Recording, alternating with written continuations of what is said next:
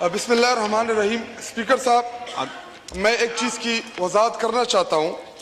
چونکہ میں اس ایوان کا دوسری دفعہ منتخب ایم این اے ہوں اور الحمدللہ میں نے 1,20,000 ووٹ لیے ہیں، اور پچھلی دفعہ میں 80,000 ووٹ لے کے آیا تھا اس ایوان میں.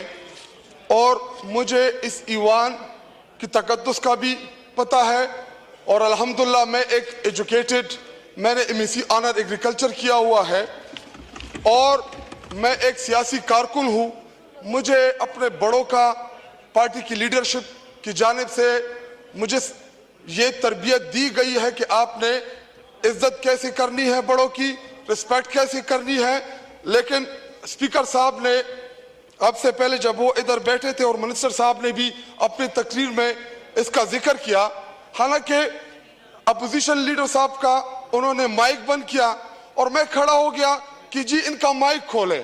تو اسپیکر صاحب، چونکہ مجھے نہیں پتا کہ ان کو کیا تکلیف ہے مجھ سے، اگر اس ایوان میں بیٹھے فارم 47 کے ذریعے منتخب کرائے ایم این ایس کو مینڈیٹ چور، ڈاکو چور کہنا گناہ ہے، تو یہ گناہ میں بار بار کرتا رہوں گا. اگر اس ایوان میں جمہوری طریقے سے پروٹیسٹ کرنا یہ غلط کام ہے تو یہ میں بار بار کرتا رہوں گا. ایک چیز ڈپٹی اسپیکر صاحب کہ منسٹر صاحب نے کہا کہ جی اسپیکر صاحب کے ساتھ بدتمیزی کی گئی ہے، حالانکہ آپ ریکارڈ اٹھا کے دیکھ لیں میرے پچھلے 3.5-4 سال اور اس دفعہ کے، میں کبھی بھی غیر جمہوری ایک لفظ بھی اس ایوان کے اندر نہیں بولوں گا. یہ میری تربیت ہے چیئرمین عمران خان کی.